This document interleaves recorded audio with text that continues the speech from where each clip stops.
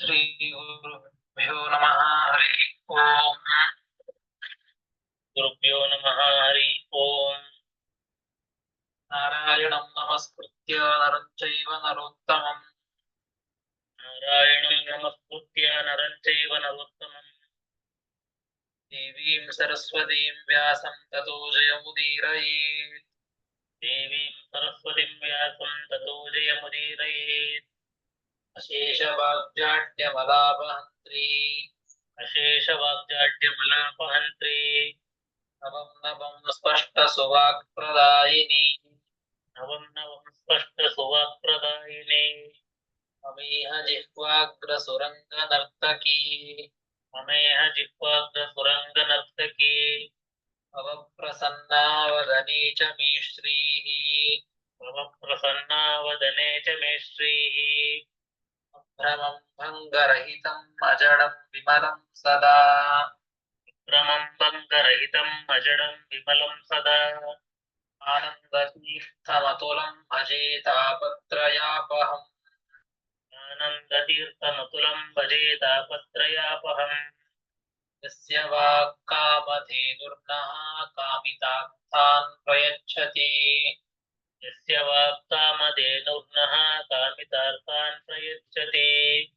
ಸೇವೆ ತ್ವಂ ಜಯ ಯೋಗೀಂದ್ರಂ ಕಾಮಬಾಣಚ್ಛಿದಂ ಸದಾ ಸೇವೆ ತ್ವಂ ಜಯ ಯೋಗೀಂದ್ರಂ ಕಾಮಬಾಣಚ್ಛಿದಂ ಸದಾ ಪೂಜ್ಯಾಯ ರಾಘವೇಂದ್ರಾಯ ಸತ್ಯಧರ್ಮರತಾಯ ಚ ಪೂಜ್ಯಾಯ ರಾಘವೇಂದ್ರಾಯ ಸತ್ಯಧರ್ಮರತಾಯ ಚ ಭಜತಾಂ ಕಲ್ಪವೃಕ್ಷಾಯ ನಮತಾಂ ಕಾಮಧೇನವೇ ಭಜತಾಂ ಕಲ್ಪವೃಕ್ಷಾಯ ನಮತಾಂ ಕಾಮಧೇನವೇ ಸತ್ಯಾಭಿಘ್ನಕರಾಬ್ಜೋತ್ಥಾನ್ ಪಂಚಾಶದ್ವರ್ಷಪೂಜಕಾನ್ ಸತ್ಯಾಭಿಘ್ನಕರಾಬ್ಜೋತ್ಥಾನ್ ಪಂಚಾಶದ್ವರ್ಷಪೂಜಕಾನ್ ಸತ್ಯಪ್ರಮೋದತೀರ್ಥಾರ್ಯಾನ್ ನೌಮಿನ್ಯಾಯ ಸುಧಾರತಾನ್ ಸತ್ಯಪ್ರಮೋದತೀರ್ಥಾರ್ಯಾನ್ ನೌಮಿನ್ಯಾಯ ಸುಧಾರತಾನ್ ಆಪಾದಮೌಲಿಪರ್ಯಂತಂ ಗುರುಣಾಂ ಆಕೃತಿಂ ಸ್ಮರೇತ್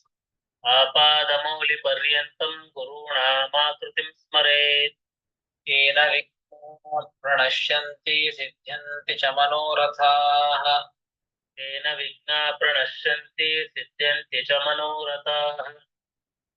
ಶ್ರೀ ಗುರುಭ್ಯೋ ನಮಃ ಹರಿ ಓಂ. ಶ್ರೀ ಗುರುಭ್ಯೋ ನಮಃ ಹರಿ ಓಂ. ಶ್ರೀಮದ್ ಭಗವದ್ಗೀತೆಯ 15ನೆಯ ಅಧ್ಯಾಯ ಪುರುಷೋತ್ತಮ ಯೋಗ. 12ನೆಯ ಶ್ಲೋಕದಲ್ಲಿ ಅವತಾರಿಕೆಯನ್ನು ಕೊಟ್ಟದ್ದು ಹಿಂದಿನ ಶಬ್ದದಲ್ಲಿ ಇದೇ ಅಧ್ಯಾಯದ ಊರ್ಧ್ವ ಶಬ್ದದಿಂದ ಅಧಃ ಶಬ್ದದಿಂದ ಅಧಶ್ಚ ಮೂಲಾನ್ ನಿವಸಂತತಾನಿ ಎಂಬುವಂತಹದರಿಂದ ಹೇಳಿದಂತಹ ಸರ್ವಾಂತರ್ಯಾಮಿತ್ವ ಮತ್ತು ಸರ್ವೋತ್ತಮತ್ವ ಈ ಎರಡನ್ನ ಅಧ್ಯಾಯ ಶೇಷದಿಂದ ಅದನ್ನ ವಿಸ್ತಾರ ಮಾಡ್ತಾ ಇದ್ದಾನೆ ಅಂತ ರಾಯರ ಅವತಾರಿಕೆಯನ್ನು ಕೊಟ್ಟದ್ದು. ಈ ಮುಂದಿನ ಶ್ಲೋಕ 12ನೆಯ ಶ್ಲೋಕವನ್ನ ಪ್ರಾರಂಭ ಮಾಡಿಕೊಂಡು ಈ ಅಧ್ಯಾಯ ಶೇಷ ಅಧ್ಯಾಯ ಮುಗಿಯುವವರೆಗೂ ಕೂಡ ವಿಷ್ಣು ಸರ್ವೋತ್ತಮತ್ವ, ವಿಷ್ಣು ಸರ್ವಾಂತರ್ಯಾಮಿತ್ವ, ಭಗವಂತ ಎಲ್ಲ ಕಡೆಗೆ ವ್ಯಾಪ್ತನಾಗಿ ಇದ್ದಾನೆ, ಎಲ್ಲರಿಗಿಂತಲೂ ಉತ್ತಮನಾಗಿ ಇದ್ದಾನೆ ಎಂಬುವಂತ ಎರಡು ತತ್ವಗಳನ್ನ ಈ ಮುಂದಿನ ಶ್ಲೋಕಗಳಿಂದ ತಿಳಿಸಿಕೊಡ್ತಾ ಇದ್ದಾನೆ ಅಂತ ರಾಯರ ಅವತಾರಿಕೆಯನ್ನು ಕೊಟ್ಟಂತೆ 12ನೇ ಶ್ಲೋಕ ಆಗಿತ್ತು. ಸೂರ್ಯನಾಗಲಿ, ಚಂದ್ರನಾಗಲಿ, ಅಗ್ನಿಯಾಗಲಿ, ಯಾವುದೇ ಒಂದು ಪ್ರಕಾಶ ವಸ್ತುವಾಗಲಿ ಆ ಪ್ರಕಾಶವನ್ನ ಕೊಡಬೇಕು ಅಂದ್ರೆ ಅವರೊಳಗೆ ಇದ್ದು ಭಗವಂತನೇ ಆ ಕಾರ್ಯವನ್ನ ಪ್ರೇರಣೆ ಮಾಡುವ ಮುಖಾಂತರವಾಗಿ, ಆ ಶಕ್ತಿಯನ್ನ ಕೊಡುವ ಮುಖಾಂತರವಾಗಿ ತಾನೇ ಆ ಒಂದು ಕಾರ್ಯವನ್ನ, ಪ್ರಕಾಶ ಎಲ್ಲ ಜಗತ್ತನ್ನ ಬೆಳಗಿಸುವಂತಹ ಕಾರ್ಯವನ್ನ ಒಳಗೆ ನಿಂತು ಮಾಡಿಸ್ತಾನೆ ಭಗವಂತ. ಅದಕ್ಕಾಗಿ ಭಗವಂತ ಎಲ್ಲರಿಗಿಂತಲೂ ಉತ್ತಮ ಮತ್ತು ಎಲ್ಲರೊಳಗೆ ನಿಂತು ಮಾಡಿಸ್ತಾ ಇದ್ದುದರಿಂದಾಗಿ ಭಗವಂತ ಸರ್ವಾಂತರ್ಯಾಮಿ ಎಂಬುವಂತಹ ವಿಚಾರವನ್ನು ನಾವು ಮಾಡಿಕೊಳ್ಳಿಕ್ಕೆ ಆಗ್ತದೆ. ಅದೇ ರೀತಿಯಾಗಿ ಮುಂದಿನ ಶ್ಲೋಕದಲ್ಲಿಯೂ ಕೂಡ ಇದೇ ವಿಚಾರಗಳನ್ನೇ ಸರ್ವಾಂತರ್ಯಾಮಿತ್ವ ಮತ್ತು ಸರ್ವೋತ್ತಮತ್ವವನ್ನೇ ಪ್ರತಿಪಾದನೆ ಮಾಡ್ತಾ ಇದ್ದಾನೆ. 13ನೆಯ ಶ್ಲೋಕ. ಕಾಮಾವಿಶ್ಯ ಚ ಭೂತಾನಿ ಕಾಮಾವಿಶ್ಯ ಚ ಭೂತಾನಿ ಧಾರಯಾಮ್ಯಹಮೋಜಸಾ ಧಾರಯಾಮ್ಯಹಮೋಜಸಾ ಉಷ್ಣಾಮಿ ಚೌಷಧೀಃ ಸರ್ವಾಃ ಉಷ್ಣಾಮಿ ಚೌಷಧೀಃ ಸರ್ವಾಃ ಉಷ್ಣಾಮಿ ಚೌಷಧೀಃ ದೀರ್ಘ ಇದೆ. ಉಷ್ಣಾಮಿ ಚೌಷಧೀಃ ಸರ್ವಾಃ ಉಷ್ಣಾಮಿ ಚೌಷಧೀಃ ಸರ್ವಾಃ ಓಮೋ ಭೂತ್ವಾ ರಸಾತ್ಮಕಃ ಓಮೋ ಭೂತ್ವಾ ರಸಾತ್ಮಕಃ ಕಾಮಾವಿಶ್ಯ ಚ ಭೂತಾನಿ ಧಾರಯಾಮ್ಯಹಮೋಜಸಾ ಉಷ್ಣಾಮಿ ಚೌಷಧೀಃ ಸರ್ವಾಃ ಸೋಮೋ ಭೂತ್ವಾ ರಸಾತ್ಮಕಃ ಎಂಬುದಾಗಿ 13ನೆಯ ಶ್ಲೋಕ. ಮೆಸೇಜ್ ಹಾಕ್ಬಿಡು, ಅತ್ಯ ಗೊತ್ತಿಲ್ಲ ಅನ್ಸುತ್ತೆ ಇವತ್ತು ಪಾಠದ್ದು ಗ್ರೂಪ್ನಲ್ಲಿ. ಹಾಕ್ತೀವಿ ಅಚ್ಚ. ಪದಚ್ಛೇದ. ಕಾಮ್ ಆವಿಶ್ಯ ಚ ಭೂತಾನಿ ಧಾರಯಾಮಿ ಅಹಂ ಓಜಸ. ಧಾರಯಾಮ್ಯಹಂ ಓಜಸ ಅಂತಿದೆ. ಧಾರಯಾಮಿ ಅಹಂ ಓಜಸ. ಉಷ್ಣಾಮಿ ಚ ಔಷಧೀಃ ಸರ್ವಾಃ ಸೋಮಃ ಭೂತ್ವಾ ರಸಾತ್ಮಕಃ ಎಂಬುದಾಗಿ ಪದಚ್ಛೇದ. ಏನ್ ಹೇಳ್ತಾ ಇದ್ದಾನೆ ಕೃಷ್ಣ ಪರಮಾತ್ಮ ಇಲ್ಲಿ? ಕಾಮಾವಿಶ್ಯ ಚ ಭೂತಾನಿ ಧಾರಯಾಮ್ಯಹಂ ಓಜಸ. ನೋಡಿ, ಸರ್ವಾಂತರ್ಯಾಮಿ ಎಂಬುದನ್ನು ತಿಳಿಸ್ತಾನೆ. ಸರ್ವೋತ್ತಮ ಅಂತ ಆಗ್ಬೇಕಾದ್ರೆ ಎಲ್ಲರೊಳಗೆ ನಿಂತು ತಾನು ಆ ಕಾರ್ಯವನ್ನ ಪ್ರೇರಣೆ ಮಾಡಿದರೆ ನಿಯಮನ ಮಾಡ್ತಾ ಇದ್ದಾನೆ ಅಂದ್ರೆ ಎಲ್ಲರಿಗಿಂತ ಉತ್ತಮ ಅಂತ ತಿಳಿತದೆ. ಹೇಳ್ತಾ ಇದ್ದದ್ದು ಕಾಮಾವಿಶ್ಯ ಚ ಭೂತಾನಿ ಧಾರಯಾಮ್ಯಹಂ ಓಜಸ. ಕೃಷ್ಣ ಪರಮಾತ್ಮ ಹೇಳ್ತಾನೆ, ಅಲ್ಲಿನ ಅಹಂ ಅಂತ ಬಿಡಿಸ್ಕೊಂಡಿದ್ದೇವೆ. ಧಾರಯಾಮಿ ಅಹಂ ಓಜಸ ಅಂತ ಬಿಡಿಸ್ಕೊಂಡದ್ದು. ಅಲ್ಲಿ ಅಹಂ ಅಂತಿದೆ. ಅಹಂ ಅಂದ್ರೆ ಕೃಷ್ಣನೇ ತಾನೇ ಹೇಳ್ತಾ ಇದ್ದದ್ದು. ಹೀಗಾಗಿ ಅಹಂ ಅಂದ್ರೆ ನಾನು ಅಂತ ಕೃಷ್ಣ ಹೇಳಿಕೊಳ್ತಾ ಇದ್ದಾನೆ. ಅಹಂ ನಾನು. ಕಾಮ್ ಆವಿಶ್ಯ, ಗೋ ಶಬ್ದಕ್ಕೆ ಒಂದು ಆಕಳು ಅಂತ ಅರ್ಥ ಇದೆ. ಅದೇ ರೀತಿಯಾಗಿ ಗೋ ಎಂಬುದಕ್ಕೆ ಭೂಮಿ ಅಂತೂ ಅರ್ಥ ಇದೆ. ಹೀಗಾಗಿ ಇಲ್ಲಿ ಕಾಮ್ ಆವಿಶ್ಯ ಅಂದ್ರೆ ಆಕಳನ್ನ ಇಟ್ಕೊಳ್ಕೋಬಾರದು, ಭೂಮಿಯನ್ನ ಅಂತ ಇಟ್ಕೊಳ್ಬೇಕು. ಕಾಮ್ ಭೂಮಿಂ ಆವಿಶ್ಯ, ಕಾಮಾವಿಶ್ಯ ಅಂತಿದೆ. ಭೂಮಿಂ ಆವಿಶ್ಯ, ಭೂಮಿಯನ್ನ ಪ್ರವೇಶ ಮಾಡಿ. ಭೂತಾನಿ ಓಜಸ ಧಾರಯಾಮಿ ಇವರು ಹೇಳ್ತಾ ಇದ್ದಾನೆ. ನೋಡ, ಏವಕಾರವನ್ನ ಇಟ್ಕೊಳ್ಬೇಕಿದೆ. ಕಾಮಾವಿಶ್ಯ ಭೂತಾನಿ ಧಾರಯಾಮ್ಯಹಂ ಓಜಸ ಅಂತಿದೆ. ಇಲ್ಲಿ ಏವಕಾರವನ್ನ ಇಟ್ಟುಕೊಂಡು ಅಹಮೇವ ಅಂತ ಇಟ್ಕೊಳ್ಬೇಕು. ನಾನೇ. ಕೃಷ್ಣ ಹೇಳ್ತಾ ಇದ್ದದ್ದು ನಾನೇ ಈ ಭೂಮಿಯನ್ನ ಪ್ರವೇಶ ಮಾಡಿ ಎಲ್ಲ ಭೂತಾನಿ ಎಂಬುದಕ್ಕೆ ಎಲ್ಲ ಜೀವರಾಶಿಗಳು ಅಂತ ಅರ್ಥ. ಜೀವರಾಶಿಗಳು. ಭೂಮಿ ಆವಿಶ್ಯ ಓಜಸ ಸ್ವಶಕ್ತಿಯ. ಓಜಸ್ ಶಬ್ದಕ್ಕೆ ಶಕ್ತಿ ಅಂತ ಅರ್ಥ. ನಾನೇ ಅಂತ ಹೇಳ್ತಾ ಇದ್ದಾನೆ ದೇವರ ಮೇಲೆ, ತನ್ನ ಶಕ್ತಿಯನ್ನು ಹೇಳ್ತಾ ಇದ್ದಾನೆ ಅಂತ ಅರ್ಥ. ಓಜಸ ಎಂಬುದಕ್ಕೆ ಸ್ವಶಕ್ತಿಯ, ಇನ್ಯಾರ್ದೋ ಶಕ್ತಿ ಅಲ್ಲ, ತನ್ನದೇ ಆದಂತಹ ಓಜಸ್ಸು ತೇಜಸ್ಸು ಶಕ್ತಿ. ಅಂತಹ ಶಕ್ತಿಯಿಂದ ಭೂತಾನಿ ಧಾರಯಾಮಿ, ಭೂತಾನಿ ಎಲ್ಲ ಜೀವರಾಶಿಗಳನ್ನು ಕೂಡ ನಾನು ಧಾರಣೆ ಮಾಡ್ತೇನೆ ಎಂಬುವಂತ ವಿಚಾರವನ್ನ ದೇವರು ತಿಳಿಸಿಕೊಡ್ತಾ ಇದ್ದದ್ದು. ಅಂದ್ರೆ ಭೂಮಿಯನ್ನ ದೇವರು ಪ್ರವೇಶ ಮಾಡಿ ಇಡೀ ಭೂಮಿಯನ್ನ ಒಂದು ಅಣುವಲ್ಲಿಯೂ ಕೂಡ ಭಗವಂತ ತಾನು ಪ್ರವೇಶವನ್ನ ಮಾಡಿ ಎಲ್ಲ ಜೀವರಾಶಿಗಳು ಈ ಭೂಮಿಯ ಮೇಲೆ ನಾವು ನಿಂತಿದ್ದೇವೆ ಅಂತಂದ್ರೆ ಆ ದೇವರು ಒಳಗೆ ತಾನು ಭೂಮಿಯ ಒಳಗೆ ಪ್ರವೇಶ ಮಾಡಿ ಎಲ್ಲ ಜೀವರಾಶಿಗಳನ್ನು ಕೂಡ ಧಾರಣೆ ಮಾಡ್ತಾ ಇದ್ದಾನೆ. ಅದನ್ನೇ ದೇವರು ಹೇಳಿದ್ದು ಅಹಂ ಧಾರಯಾಮಿ, ಎಲ್ಲ ಜೀವರಾಶಿಗಳನ್ನು ಕೂಡ ನಾನು ಭೂಮಿಯಲ್ಲಿ ಪ್ರವೇಶ ಮಾಡಿ ಧಾರಣೆಯನ್ನ ಮಾಡ್ತಾ ಇದ್ದೇನೆ, ಎಲ್ಲರನ್ನು ನಾನೇ ಹೊತ್ತುಕೊಂಡಿದ್ದೇನೆ, ಎಲ್ಲ ಜೀವರಾಶಿಗಳನ್ನು ಕೂಡ ನಾನೇ ಧಾರಣೆ ಮಾಡ್ತಾ ಇದ್ದೇನೆ, ನಾನೇ ರಕ್ಷಣೆ ಮಾಡುವುದು ಅಂತ ದೇವರು ಕಾಮಾವಿಶ್ಯಚ ಭೂತಾನಿ ಧಾರಯಾಮಿ ಅಹಂ ಓಜಸ ಹೀಗೆ ಒಂದು ರೀತಿಯಿಂದ ಧಾರಣೆ ಮಾಡಿದ್ದು. ಮತ್ತೆ ಉಷ್ಣಾಮಿ ಚೌಷಧಿ ಸರ್ವಾಹ ಸೋಮೋ ಭೂತ್ವಾ ರಸಾತ್ಮಕಃ. ಕೇವಲ ಈ ಆಶ್ರಯವನ್ನು ಕೊಟ್ಟರೆ ಮಾತ್ರ ಅವರನ್ನು ರಕ್ಷಣೆ ಮಾಡಿದಂತೆ ಆಗೋದಿಲ್ಲ. ಒಬ್ಬ ವ್ಯಕ್ತಿ ಮನೆಗೆ ಬಂದಿದ್ದಾನೆ ಅಂತಂದ್ರೆ ಆ ವ್ಯಕ್ತಿಯನ್ನ ಮನೆಯಲ್ಲಿ ಸುಖವಾದಂತಹ ಸುಪ್ಪತ್ತಿಗೆಯಲ್ಲಿ ಕೂಡಿಸಿದರೆ ಆ ವ್ಯಕ್ತಿಯನ್ನ ರಕ್ಷಣೆ ಅಷ್ಟೇ ಮಾಡಿದ ಮಾತ್ರಕ್ಕೆ ರಕ್ಷಣೆ ಮಾಡಿದಂತೆ ಅಲ್ಲ. ಆ ವ್ಯಕ್ತಿಯನ್ನ ಮನೆಯಲ್ಲಿ ಇಟ್ಟುಕೊಳ್ತೇನೆ ಅಂತಂದ್ರೆ ಆ ವ್ಯಕ್ತಿಗೆ ಕೇವಲ ಅಧಿಕರಣ ಆಶ್ರಯವನ್ನ ಕೊಟ್ಟರೆ ಸಾಲದು. ಆ ವ್ಯಕ್ತಿಗೆ ಒಂದು ತಿನ್ನಲಿಕ್ಕೆ ಉಣ್ಣಲಿಕ್ಕೆ ಆ ಒಂದು ಪದಾರ್ಥವನ್ನು ಕೂಡ ಕೊಡಬೇಕು. ಅಂದಾಗ ಮಾತ್ರ ಆ ವ್ಯಕ್ತಿಯನ್ನ ರಕ್ಷಣೆ ಮಾಡಿದಂತೆ ಆಗ್ತದೆ. ಹಾಗೆ ಇಲ್ಲಿಯೂ ಕೂಡ ದೇವರು ಹೇಳಿದ್ದು ಕಾಮಾವಿಶ್ಯಚ ಭೂತಾನಿ ಧಾರಯಾಮ್ಯಹಮೋಜಸ, ಭೂಮಿಯನ್ನ ಪ್ರವೇಶ ಮಾಡಿ ಎಲ್ಲ ಜೀವರಾಶಿಗಳನ್ನು ಧಾರಣೆ ಮಾಡಿದ್ದೇನೆ.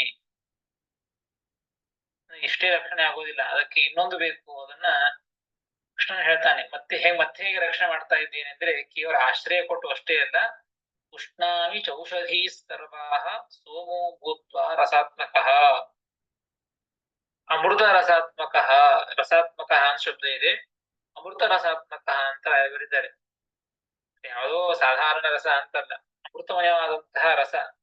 ಆ ರಸರೂಪನಾದಂತಹ ಭಗವಂತ ಸೌಮ್ಯತ್ವಾತ್ ಸೋಮನಾಮ, ಸೌಮ್ಯನಾದ್ದರಿಂದ ಆ ಭಗವಂತನಿಗೆ ಸೋಮ ಅಂತ ಹೆಸರು. ಹೀಗಾಗಿ ಸೋಮ ಅಂತೆಂಬುದಾಗಿ ಚಂದ್ರನಿಗೂ ಕರೀತಾರೆ. ಹೀಗಾಗಿ ಮುಖ್ಯವಾಗಿ ಭಗವಂತನ ಹೆಸರು ಸೌಮ್ಯತ್ವಾತ್ ಸೋಮನಾಮ ಭಗವಂತ. ಅಂತಹ ಸೋಮನಾಮಕನಾಗಿ ಭಗವಂತ ಆ ಸೋಮನೊಳಗೆ ಇದ್ದು ಚಂದ್ರನೊಳಗೆ ಇದ್ದು, ಚಂದ್ರನ ಕೆಲಸ ಏನು ಅಂದ್ರೆ ವನಸ್ಪತಿಗಳನ್ನ ಬೆಳೆಸುವುದು ಚಂದ್ರನ ಕೆಲಸ. ಹೀಗಾಗಿ ಆ ಚಂದ್ರನಿಗೆ ಸೋಮ ಅಂತ ಕರೀತಾರೆ. ಆ ಸೋಮ ಎಲ್ಲ ತರಹದ ನಾನಾ ರೀತಿ ಗಿಡ ಮರಗಳನ್ನ ವನಸ್ಪತಿಗಳನ್ನ ಬೆಳೆಸ್ಬೇಕು ಅಂತಂದ್ರೆ ತನ್ನ ಶಕ್ತಿಯಿಂದ ಬಳಸ್ತಾನೆ ಅಂತ ಅರ್ಥ ಅಲ್ಲ. ಆ ಸೋಮನಲ್ಲಿ ದೇವರು ತಾನೇ ಹೇಳ್ತಾ ಇದ್ದದ್ದು ಸೋಮೋ ಭೂತ್ವ, ಸೋಮನಾಗಿ. ಯಾವ ಸೋಮನನ್ನ ಚಂದ್ರನನ್ನ ಸೋಮ ಅಂತ ಕರಿತೇವೆ, ಆ ಸೋಮನಿಗೆ ಸೋಮ ಅಂತ ಹೆಸರು ಬಂದಿದ್ದೆ ಯಾಕೆ ಅಂದ್ರೆ ಸೋಮನಾಮಕನಾದಂತಹ ಭಗವಂತ ಆ ಸೋಮನನ್ನ ಪ್ರವೇಶ ಮಾಡಿ ಸೋಮನಲ್ಲಿ ಇದ್ದು ಅಂತ ಅರ್ಥ. ಸೋಮೋ ಭೂತ್ವ, ಸೋಮನಾಗಿ ಎಂಬುದಕ್ಕೆ ಚಂದ್ರನಿಗೂ ಅವನಿಗೂ ಅಭೇದ ಅಂತ ಅರ್ಥ ಅಲ್ಲ. ಚಂದ್ರನೊಳಗೆ ಹಿಂದಿನ ಕೆಲವು ಅಧ್ಯಾಯಗಳಲ್ಲಿ ಬಂದಿದೆ ಇದೇ ರೀತಿಯಾದಂತಹ ಅಭೇದ ಅರ್ಥವನ್ನ ತಿಳಿಸಿಕೊಡುವಂತಹ ಆ ಶ್ಲೋಕಗಳಿಗೆ ಅದಕ್ಕೆ ಉತ್ತರವನ್ನು ಕೊಟ್ಟದ್ದರಾಯರು. ಅದೇ ಅಂತ ಅರ್ಥ ಅಲ್ಲ, ಅದರೊಳಗೆ ಇದ್ದು ಅಂತ ಅರ್ಥ, ಅದರೊಳಗೆ ಸನ್ನಿಹಿತನಾಗಿ ಅಂತ ಅರ್ಥ. ಹಾಗೆ ಸೋಮೋ ಭೂತ್ವ ಎಂಬುದಕ್ಕೆ ಸೋಮನೇ ಆಗಿ ಅಂತ ಅರ್ಥ ಅಲ್ಲ, ಚಂದ್ರನಿಗೂ ಭಗವಂತನಿಗೆ ಅಭೇದ ಅಂತ ಅರ್ಥ ಅಲ್ಲ. ಆ ಸೋಮನೊಳಗೆ ಇದ್ದು, ಆ ಸೋಮನೊಳಗೆ ಸೋಮನಾಮಕನಾಗಿ ಇದ್ದು ಏನ್ ಮಾಡ್ತೇನೆ ಅಂತಂದ್ರೆ ಸರ್ವಾಹ ಔಷಧೀಹಿ ಪುಷ್ಣಾಮಿ, ಎಲ್ಲಾ ಔಷಧಿಗಳನ್ನಂದ್ರೆ ಯಾವುದೋ ಗುಳಿಗೆ, ಯಾವುದೋ ಒಂದು ಔಷಧ ಲಿಕ್ವಿಡ್ ಅಂತ ಔಷಧ ಅಂತ ಅರ್ಥ ಅಲ್ಲ. ಔಷಧಿ ಶಬ್ದಕ್ಕೆ ಸಕಲ ಗಿಡ ಮರಗಳು, ಸಮಗ್ರ ಸಸ್ಯಗಳು, ಅನೇಕ ರೀತಿಯಾದಂತಹ ಗಿಡ ಮರಗಳು, ವೃಕ್ಷಗಳೆಲ್ಲವೂ ಕೂಡ ಅಂತಹ ಎಲ್ಲ ಔಷಧಿಗಳನ್ನು ಕೂಡ ಉಷ್ಣಾಮಿ ಬರೀತರಾಯರು. ಸರ್ವಾಹ ಔಷಧೀಹಿ ಸಸ್ಯಾದೀನಿ, ಎಲ್ಲ ಸಸ್ಯಾದಿಗಳನ್ನು ಕೂಡ ಉಷ್ಣಾಮಿ ವರ್ಧಯಾಮಿ, ಅವುಗಳನ್ನ ಬೆಳೆಸ್ತೇನೆ ಅಂದ್ರೆ ಏನರ್ಥ?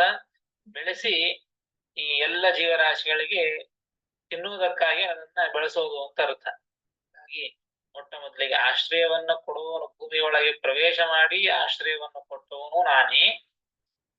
ಇನ್ನ ಭೂಮಿ ಮೇಲೆ ಇರಿಸಿಕೊಂಡ ಮೇಲೆ ಅವರಿಗೆ ತಿನ್ನಲಿಕ್ಕೆ ಉಣ್ಲಿಕ್ಕೆ ಬೇಕಲ್ಲ ಅಂತ ಹೇಳಿ ಎಲ್ಲ ಸೋಮನಾಗಿ ಎಲ್ಲ ಸಸ್ಯಾದಿಗಳನ್ನು ಕೂಡ ಬೆಳೆಸೋನು ನಾನೇ. ಹೀಗಾಗಿ ಇದರಿಂದಲೂ ಕೂಡ ನಮಗೆ ಭಗವಂತನ ಸರ್ವಾಂತರ್ಯಾಮಿತ್ವ ಸರ್ವೋತ್ತಮತ್ವವನ್ನು ನಾವು ತಿಳಿಲಿಕ್ಕೆ ಬರ್ತದೆ. ಯಾಕೆ ಎಲ್ಲದರೊಳಗೂ ಇಡೀ ಭೂಮಿಯನ್ನ ಪ್ರವೇಶ ಮಾಡಿ ಇಡೀ ಎಲ್ಲ ಆ ಸೋನನ್ನು ಪ್ರವೇಶ ಮಾಡಿ ಎಲ್ಲಗಳನ್ನೂ ಕೂಡ ಸೃಷ್ಟಿ ಮಾಡ್ತಾನೆ, ಧಾರಣೆ ಮಾಡ್ತಾನೆ ಅಂತಂದ್ರೆ ಭಗವಂತ ಸರ್ವಾಂತರ್ಯಾಮಿ ಹೌದು ಮತ್ತು ಸರ್ವೋತ್ತಮನು ಹೌದು ಎಂಬುವಂತಹ ವಿಚಾರವನ್ನು ನಾವು ತಿಳಿಲಿಕ್ಕೆ ಆಗ್ತದೆ. ಇಷ್ಟು ಹೇಳ್ತಾ ಮತ್ತದೆ ಭಗವಂತನ ಹೇಳ್ತಾನೆ, ಇಷ್ಟೇ ಅಲ್ಲ ಮತ್ತೇನಾಗಿದ್ದೇನೆ ಅಂತಂದ್ರೆ ಮತ್ಯಾವ ರೀತಿಯಾಗಿ ಇದ್ದು ನಾನು ಅನುಗ್ರಹವನ್ನು ಮಾಡ್ತೇನೆ ಎಂಬುದನ್ನ ತಿಳಿಸ್ತಾ ಇದ್ದಾನೆ. 14ನೆಯ ಶ್ಲೋಕ. ಅಹಂ ವೈಶ್ವಾನರೋ ಭೂತ್ವಾ ಪ್ರಾಣಿನಾಂ ದೇಹಮಾಶ್ರಿತಃ ಪ್ರಾಣಾಪಾನ ಸಮಾಯುಕ್ತಃ ಪಚಾಮ್ಯನ್ನಂ ಚತುರ್ವಿಧಂ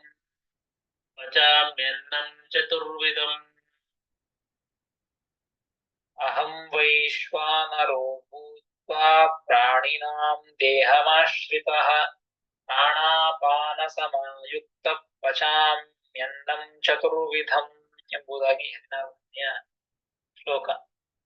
ಪದಚ್ಛೇದ. ಅಹಂ ವೈಶ್ವಾನರಃ ಭೂತ್ವಾ ಪ್ರಾಣಿನಾಂ ದೇಹಂ ಆಶ್ರಿತಃ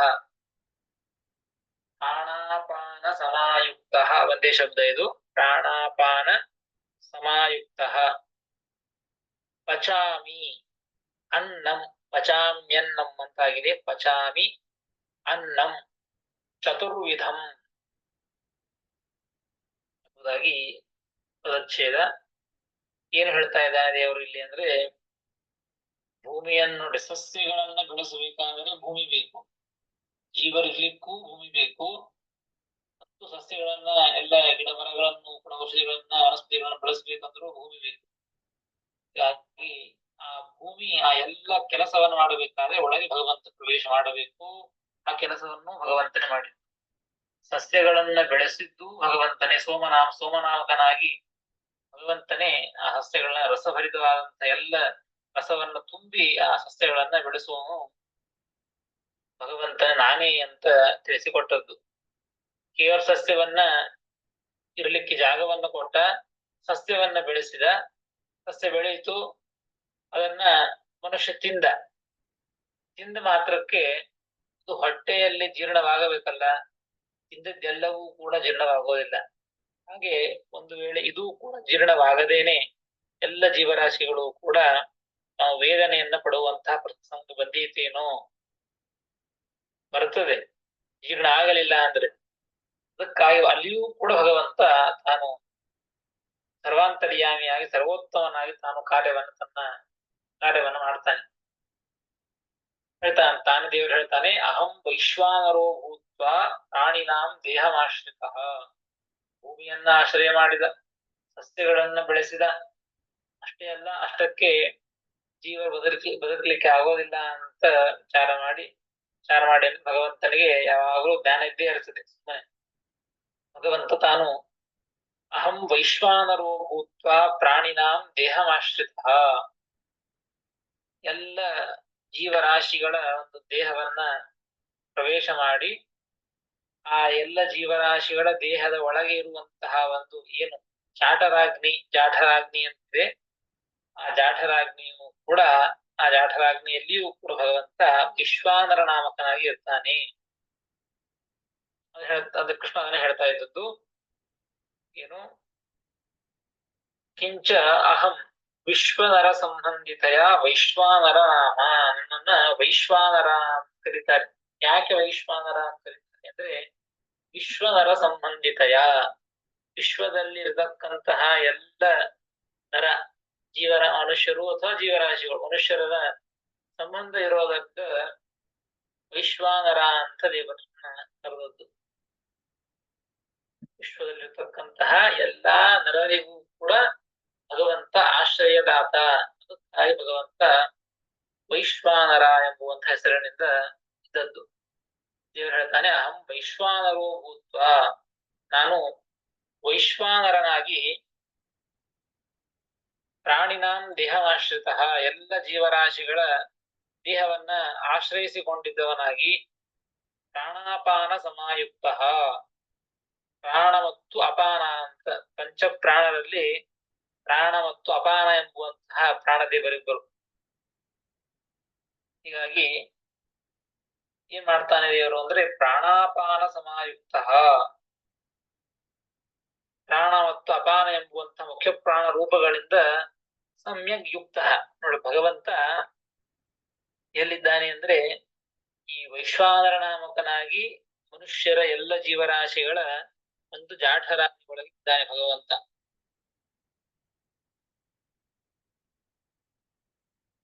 ಭಗವಂತ ಜಾಠರಾಗ್ನಿಯೊಳಗೆ ಇದ್ದಾನೆ. ಜಾಠರಾಗ್ನಿಯೊಳಗೆ ಹೇಗಿದ್ದಾನೆ ಅಂತಂದ್ರೆ ತಾನೊಬ್ಬನೇ ಅಂತಲ್ಲ, ಪ್ರಾಣಾಪಾನ ಸಮಾಯುಕ್ತ, ಪ್ರಾಣ ಮತ್ತು ಅಪಾನ ಎಂಬುವಂತಹ ಎರಡು ಹೆಸರಿನ ಮುಖ್ಯ ಪ್ರಾಣದೇವರು ಈ ಎಲ್ಲ ಜೀವರಾಶಿಗಳ ದೇಹವನ್ನ ಆ ಜಾಠರಾಗ್ನಿ ದೇಹದೊಳಗಿರುವಂತಹ ಜಾಠರಾಗ್ನಿಯನ್ನ ಪ್ರವೇಶ ಮಾಡಿ. ವೈಶ್ವಾನರ ನಾಮ ಜಾಠರ ವೈಶ್ವಾನರ ಅಗ್ನಿಸ್ಥ ಸನ್.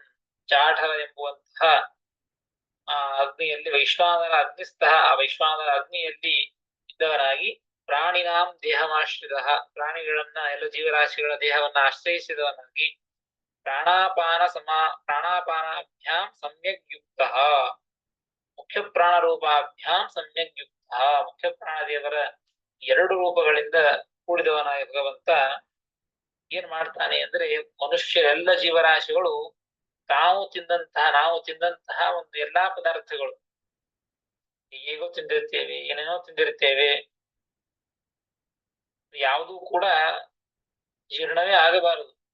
ಆದ್ರೆ ಭಗವಂತ ತಾನು ಒಳಗೆ ನಿಂತು ಅದೆಲ್ಲವನ್ನು ಕೂಡ ಜೀರ್ಣ ಮಾಡ್ತಾನೆ, ಎಲ್ಲವನ್ನ ಜೀರ್ಣ ಮಾಡ್ತೇನೆ ಅಂತ ಹೇಳ್ತಾ ಇದ್ದಾನೆ ದೇವರು. ಹೀಗಾಗಿನೇ ನೋಡ್ರಿ, ಸಮ್ಯಕ್ ಯುಕ್ತ ಚತುರ್ವಿಧಂ ಅನ್ನಂ ಪಚಾಮಿ, ನಾಲ್ಕು ವಿಧವಾದಂತಹ ಅನ್ನವನ್ನ ಒಳಗೆ ನಾನು ಇದ್ದು ಪಚನವನ್ನ ಮಾಡ್ತೇನೆ. ಇಂಥದ್ದೆಲ್ಲವೂ ಕೂಡ ಪಚನವಾಗಬೇಕು, ಕರಗಬೇಕು. ಕರಗಿ ಯಾವ ಯಾವ ಅಂಶಗಳು ದೇಹದಲ್ಲಿ ಎಲ್ಲೆಲ್ಲಿ ಮುಟ್ಟಬೇಕು ಆ ಒಂದೆಲ್ಲವನ್ನು ಕೂಡ ಭಗವಂತ ಅದನ್ನ ಮುಟ್ಟಿಸ್ತಾನೆ. ವಿಶ್ವಾನರ ನಾಮಕನಾಗಿ ಭಗವಂತ ಆ ಅಗ್ನಿಯಲ್ಲಿ ಇದ್ದವನಾಗಿ ಚತುರ್ವಿಧಂ ಅನ್ನಂ ಪಚಾಮಿ, ನಾಲ್ಕು ರೀತಿಯಾದಂತಹ ಅನ್ನವನ್ನ ಜೀರ್ಣ ಮಾಡ್ತೇನೆ. ಎಲ್ಲಾ ಜೀವರಾಶಿಗಳ ದೇಹದಲ್ಲಿರ್ತಕ್ಕಂತಹ ಜಾಠರಾಗ್ನಿ ಒಳಗೆ ಇದ್ದು ತಿಂದಂತಹ ಪದಾರ್ಥವನ್ನ ಅನ್ನವನ್ನ ಜೀರ್ಣ ಮಾಡ್ತೇನೆ. ಆ ಅನ್ನ ಎಂತಹದ್ದು? ಚತುರ್ವಿಧಂ ಅನ್ನಂ ಅಂತ ಹೇಳಿದ್ದು, ನಾಲ್ಕು ರೀತಿಯಾದಂತಹ ನಾಲ್ಕು ವಿಧವಾದಂತಹ ಅನ್ನ. ಈ ನಾಲ್ಕು ರೀತಿಯಾದಂತಹ ಅನ್ನ ಅಂದ್ರೆ ಒಂದು ಚಿತ್ರಾನ್ನ, ಒಂದು ಬಿಳಿ ಅನ್ನ, ಒಂದು ಪುಳಿಯೋಗರೆ ಅನ್ನ, ಹೀಗೆ ಅನ್ನ ಅಂತ ಅರ್ಥ ಅಲ್ಲ.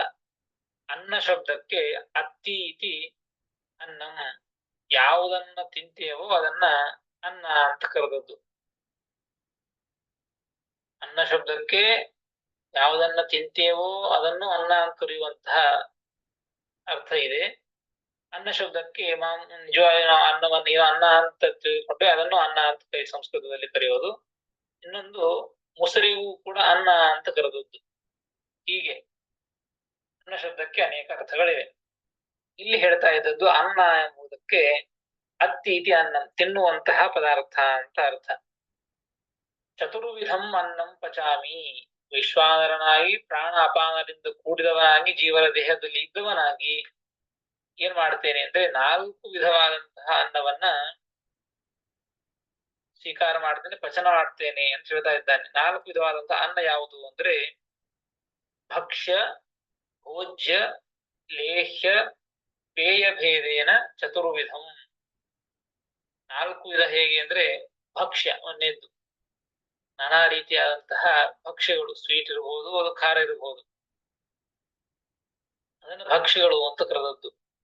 ಭೋಜ್ಯ ಎಂಬುದಕ್ಕೆ ಈ ನುಡಿದಂತಹ ತಿನ್ನುವಂತಹ ಪದಾರ್ಥ, ಅನ್ನ ಆಗಿರಬಹುದು, ಹುಳಿ ಆಗಿರಬಹುದು, ಅನೇಕ ರೀತಿಯಾದಂತಹ ತಿನ್ನುವಂತಹ ಗಟ್ಟಿಯಾದಂತಹ ಪದಾರ್ಥ. ಇನ್ನು ಲೇಹ್ಯ, ಲೇಹ್ಯ ಎಂಬುದಕ್ಕೆ ನೆಕ್ಕುವಂತಹ ಪದಾರ್ಥ, ನೆಕ್ಕಿ ತಿನ್ನುವಂತಹ ಗೊಜ್ಜು ಮೊದಲಾದಂತಹ ಪದಾರ್ಥಗಳನ್ನ ಲೇಹ್ಯ ಅಂತ ಕರೆದದ್ದು. ಇನ್ನು ಕೊನೆಯದಾಗಿ ಪೇಯ, ಕುಡಿಯುವಂತಹ ಪದಾರ್ಥ. ಕುಡಿಯುವಂತಹ ಶ್ರೀಕರಣ ಇರಬಹುದು, ನೀರಿರಬಹುದು, ಹಾಲಿರಬಹುದು, ಮಜ್ಜಿಗೆ ಇರಬಹುದು, ಇನ್ನೇನು ಯಾವುದೋ ಹಣ್ಣಿನ ರಸ ಇರಬಹುದು. ಹೀಗೆ ಪೇಯವಾದದ್ದು, ಕುಡಿಯುವಂತಹ, ಕುಡಿಯಲಿಕ್ಕೆ ಪಾತುಂ ಯೋಗ್ಯಂ, ಕುಡಿಯಲಿಕ್ಕೆ ಯೋಗ್ಯವಾದಂತಹದ್ದನ್ನ ಪೇಯ ಅಂತ ಕರೆದದ್ದು.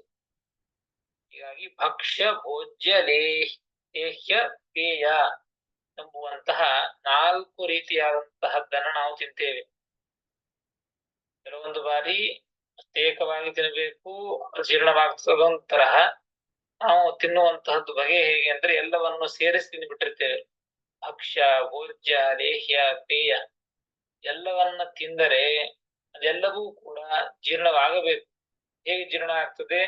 ತನ್ನಷ್ಟಕ್ಕೆ ತಾನೇ ಆ ಎಲ್ಲ ಪದಾರ್ಥವು ಕೂಡ, ತಿಂದಂತ ಪದಾರ್ಥ ಜೀರ್ಣವಾಗಿ ಶಕ್ತಿಯನ್ನ ನಮ್ಮ ದೇಹಕ್ಕೆ ಕೊಡ್ತದೆ ಅಂತ ಸರ್ವಥಾ ಅಲ್ಲ. ಅದನ್ನು ದೇವರು ಹೇಳಿದ್ದು ಹಾಗಲ್ಲ. ಅಹಂ ವೈಶ್ವಾನರೋ ಭೂತ್ವ ಪ್ರಾಣಿನಾಂ ದೇಹಮಾಶ್ರಿತ ಪ್ರಾಣಾಪಾನ ಸಮಾಯುಕ್ತ ಪಚಾಮ್ಯನ್ನಂ ಚತುರ್ವಿಧಂ. ಈ 4 ವಿಧವಾದಂತಹ ಅನ್ನವನ್ನ, ಎಲ್ಲ ಜೀವರಾಶಿಗಳ ತಿಂದಂತಹ ಎಲ್ಲ ಅನ್ನವನ್ನು ಕೂಡ, ಭಕ್ಷ್ಯ, ಭೋಜ್ಯ, ಲೇಹ್ಯ, ಪೇಯ 4 ವಿಧವಾದಂತಹ ಅನ್ನ ಎಲ್ಲವನ್ನೂ ಕೂಡ ನಾನೇ ವೈಶ್ವಾನರನಾಗಿ ಪ್ರಾಣಾಪಾನದಿಂದ ಕೂಡಿದವನಾಗಿ ಅದನ್ನ ಪಚನ ಮಾಡ್ತೇನೆ. ಪಚನ ಮಾಡಿ ಅದರಲ್ಲಿಯೂ ಕೂಡ ಒಂದು ಸೂಕ್ಷ್ಮ ಭಾಗ, ಮಧ್ಯಮ ಭಾಗ ಮತ್ತು ತ್ಯಾಜ್ಯ ಭಾಗ ಅಂತ ಭಾಗಗಳಿರ್ತವೆ. ಆ ತಿಂದಂತಹ ಪದಾರ್ಥ, ತಿಂದಂತಹ ಅನ್ನ, 4 ವಿಧವಾದಂತಹ ಅನ್ನ, 4 ವಿಧವಾದಂತಹ ಅನ್ನವನ್ನು ಕೂಡ ಭಗವಂತನೇ ಪಚನ ಮಾಡ್ತಾನೆ. ಅಂದ್ರೆ ಆ ಪಚನದೊಳಗೂ ಕೂಡ ಸೂಕ್ಷ್ಮ ಭಾಗವನ್ನ ಮನಸ್ಸಾಗಿ ಪರಿಣಾಮವನ್ನು ಮಾಡ್ತಾನೆ ಭಗವಂತನೇ. ಮಧ್ಯಮ ಭಾಗವನ್ನ ಈ ರಕ್ತ, ಮಾಂಸ ಇತ್ಯಾದಿಗಳಿಗಾಗಿ ಅದನ್ನ ವಿನಿಯೋಗವನ್ನು ಮಾಡುತ್ತಾನೆ. ಇನ್ನು ತ್ಯಾಜ್ಯವಾದಂತಹ ಭಾಗವನ್ನ ಮಲದಿಂದಾಗಿ ಅದನ್ನ ದೇವರು ಆಚೆ ಹಾಕಿಸ್ತಾನೆ. ಹೀಗೆ ಪಚನ ಮಾಡುವಂತಹದ್ದು. ಪಚನ ಮಾಡುವುದಂದ್ರೆ ಅಲ್ಲೇ ಪಚನ ಮಾಡಿ ಅಲ್ಲೇ ಕುಳಿತುಕೊಂಡು ಅಂದ್ರೆ ಸುಟ್ಟು ಹೋಯ್ತು ಅಂದ್ರೆ ಅದು ಒಂಥರ ಪಚನನೇ. ಅಗ್ನಿಯಲ್ಲಿ ನಾವು ಹೊರಗಿನ ಅಗ್ನಿಯಲ್ಲಿ ಇನ್ನೂ ಒಂದು ವಸ್ತುವನ್ನು ಹಾಕಿದೆವು ಅಂದ್ರೆ ಸುಟ್ಟು ಬೂದಿಯಾಗಿ ಹೋಗ್ತದೆ. ಹಾಗೆ ಪಚನ ಮಾಡುವುದು ಅಂತ ಅರ್ಥ ಅಲ್ಲ ಇಲ್ಲಿ. ಇಲ್ಲಿ ದೇವರು ನಾವು ತಿಂದಂತಹ ಈ 4 ತರಹದ ಅನ್ನವನ್ನ ಪಚನ ಮಾಡ್ತಾನೆ ಅಂದ್ರೆ ಸೂಕ್ಷ್ಮವಾದಂತಹ ಭಾಗವನ್ನ ಮನಸ್ಸಾಗಿ ಪರಿಣಾಮವನ್ನು ಮಾಡ್ತಾನೆ. ಮಧ್ಯಮ ಭಾಗವನ್ನ ಮಾಂಸ, ರಕ್ತ ಆಗಲಿ ಹೇಳಿದಂತೆ ಅಧೋ ಭಾಗವನ್ನ ವ್ಯರ್ಥ ತ್ಯಾಜ್ಯ ಭಾಗವನ್ನ ಮಲದಿಂದಾಗಿ ಅದನ್ನ ಕಳಿಸ್ತಾನೆ. ಹೀಗೆ ಮಾಡೋದೇ ಪಚನ ಅಂತ ಕರೆದದ್ದು. ಈ ರೀತಿಯಾದಂತಹ ಪಚನವನ್ನ ಮಾಡುವುದು ಭಗವಂತನೇ, ನಾನೇ ಹೊರತು ಜೀವರಾಶಿಗಳು ನಾವು ತಿಂತೇವೆ, ನಾವೇ ಅಗದಿದ್ದೇವೆ, ನಾವೇ ತಿಂತಿದ್ದೇವೆ, ನಾವೇ ಮಾಡಿಕೊಂಡಿದ್ದೇವೆ ಅಂತ ಸರ್ವಥಾ ಅಲ್ಲ. ಅದನ್ನು ದೇವರು ಸ್ಪಷ್ಟವಾಗಿ ಹೇಳ್ತಾನೆ.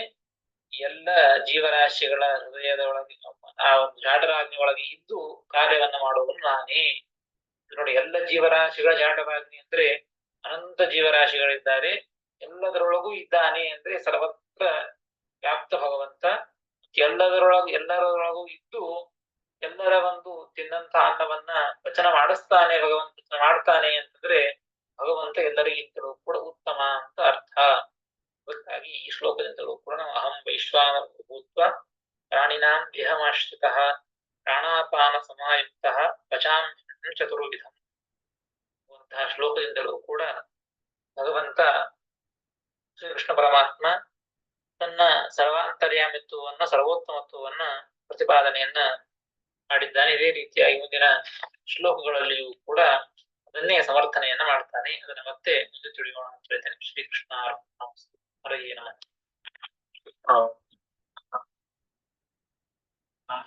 ಶ್ರೀಕೃಷ್ಣ ಅರ್ಪಣಮಸ್ತು. ಹರೇ ನಮಃ. ನಮಸ್ಕಾರ ಆಚಾರ್ಯ, ಕೃಷ್ಣಾರ್ಪಣ.